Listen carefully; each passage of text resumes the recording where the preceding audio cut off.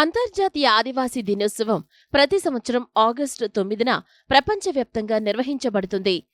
ఆదివాసుల హక్కుల పరిరక్షణ కోసం ఈ దినోత్సవం నిర్వహించాలని 1994లో ఐక్యరాజ్య సమితి ప్రకటించింది.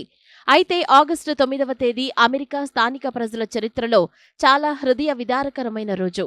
ఎందుకంటే 1610లో ఆగస్టు 9న వర్జీనియాకు సమీపంలో ఉన్న పౌహాటాన్ తెగకు చెందిన 75 మంది పాస్పా హెగ్ స్థానికులను బ్రిటిష్ సైన్యం దారుణంగా హత్య చేసింది.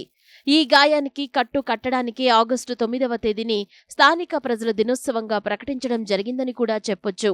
ప్రపంచవ్యాప్తంగా లక్షలాది మంది స్థానిక ప్రజల్ని నిర్మూలించిన ఘటనలు అనేకం జరిగాయి. పౌహాటన్ వంటి అమానవీయ ఘటనలు ఆఫ్రికా, అమెరికా, ఆసియా, ఆస్ట్రేలియా ఖండాల్లో నిరంతరం చోటు చేసుకున్నాయి. పలు దేశాల్లోని స్థానికులపై జరిగిన అకృత్యాలు, వాటి కారణంగా వారు దుర్భరమైన జీవితాన్ని గడపాల్సి వచ్చింది. వారి సొంత భూమిలో గౌరవప్రదంగా జీవించే హక్కు వారికి నిరాకరించబడింది. అటువంటి సందర్భంలో 2007 యుఎన్ డిక్లరేషన్ స్థానిక ప్రజల హక్కులను పరిష్కరించే దిశగా తీసుకున్న మొదటి సమగ్ర అంతర్జాతీయ చర్యగా చెప్పొచ్చు. ఇంటర్నేషనల్ లేబర్ ఆర్గనైజేషన్ 1989లో తన 169వ కన్వెన్షన్లో అంతర్జాతీయ సమావేశాన్ని ఆమోదించింది. ఈ ఒడంబడిక ప్రకారం హక్కులను పరిగణలోకి తీసుకున్నప్పుడు స్థానిక ప్రజల సంస్కృతి మరియు జీవన శైలికి ప్రాధాన్యత ఇవ్వడంపై దృష్టి పెట్టారు. భారతదేశ విషయానికొస్తే గిరిజనులు లేదా గిరిజనేతరులు అందరూ స్థానికులే. మన రాజ్యాంగ నిర్మాతలు చాలా స్పష్టమైన భావన ఆధారంగా పౌరులందరికీ సమాన అవకాశాలు, భద్రత మరియు హక్కులను కల్పించారు. అంతేకాదు, రాజకీయ, సామాజిక, ఆర్థిక కారణాలతో వెనుకబడిన ప్రజల అభ్యున్నతికి ప్రత్యేక సౌకర్యాలు మరియు నిబంధనల్ని అమలు చేయడానికి 2007 ప్రకటనకు 5 దశాబ్దాల ముందే 1950లోనే ప్రత్యేక షెడ్యూల్ను పొందుపరిచారు. చర్చి మరియు మిషనరీలు ఆగస్టు 9ని ప్రపంచ ఆదివాసీ దినోత్సవంగా జరుపుకోవాలని షెడ్యూళ్లు తెగ ప్రజల్ని ప్రోత్సహిస్తున్నాయి. భారతదేశంలో ఆ రోజుకు ఎటువంటి ప్రాముఖ్యత లేదు. ఆ రోజును ఆచరించవలసి ఉన్నా ప్రపంచ ఆదివాసీలకు సంతాప దినంగా పాటించడం సముచితం.